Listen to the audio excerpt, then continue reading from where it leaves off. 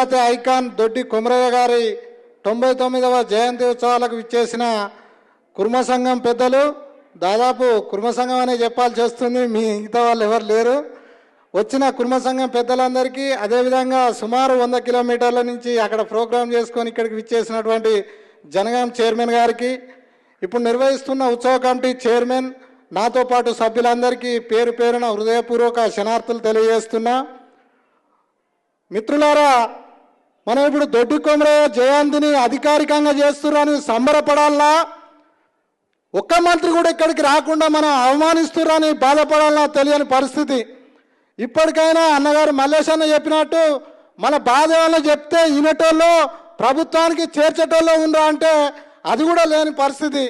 కాబట్టి అయ్యా, అగ్రవర్ణాల అహంకారమా ఆధిపత్యమా, ఎందుకు ఇంత చులకన ఈ బహుజన వీరులను నివాళులు అర్పించేదానికి కూడా మీకు మనసు రాకపోవడానికి ఏందో మీ వైఖరి మార్చుకోవాలని ఈ సందర్భంగా తెలియజేస్తూ, మిగతా కుర్మ సంఘం సభ్యులు కూడా మనల్ని మనం విమర్శించుడు కాదు, ఈరోజు ఈ ప్రోగ్రాం ఏ విధంగా అయింది, రావడానికి మనం ఎంత సహకరించినాం, రాకపోవడానికి అవతల వాళ్ళ పాత్ర ఎంత ఉందని కూడా మనం చర్చించుకొని రాబో శత జయంతి ఉత్సవాలను తెలంగాణలో కాదు యావత్ భారతదేశంలోనే ఎక్కడ కని వెరగని రీతిలో మన శత జయంతి ఉత్సవాలను నిర్వహించాలని తెలియజేస్తూ, గత తను పుట్టి 100 సంవత్సరాలకు వస్తుంది, మరణించి 75 సంవత్సరాలు దాటినప్పటికీ తనకు తగిన గుర్తింపు దక్కలేదని సమాముఖంగా తెలియజేస్తూ, రాబో రోజులలోనైనా శత జయంతి ఉత్సవాల వరకు ట్యాంక్ బండ్ మీద ఖచ్చితంగా విగ్రహాన్ని ఏర్పాటు చేయాలి.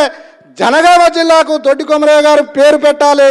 అదేవిధంగా పాఠ్య పుస్తకాల్లో కూడా ఆ మహనీయుని చరిత్ర ఏర్పాటు చేసినట్టు లిఖించినట్లయితే రాబో యువతకు, రాబో జనాలకు తన గొప్పతనాన్ని తెలిసి ఈరోజు కుర్మ సమాజం మాత్రమే ఎందుకు తన భుజాల మీద వేసుకొని జయంతి ఉత్సవాలను నిర్వహించాలి. అన్ని బడుగు బలహీన వర్గాలు తెలంగాణ కోసం పోరాడిన ఆ అమరుని నివాళులు అర్పించడానికి సబ్బండ వర్గాలు వచ్చి తన జయంతి వర్ధంతి ఉత్సవాలు జరపాలంటే ఇప్పుడున్న యువతకు పాఠ్య పుస్తకాల్లో చేర్చి తన చరిత్రను తెలిసినప్పుడే ఇది సాధ్యమని తెలియజేస్తూ, నాకు ఇచ్చిన అవకాశానికి కమిటీ సభ్యులకు మరొకసారి ధన్యవాదాలు తెలియజేస్తున్నా.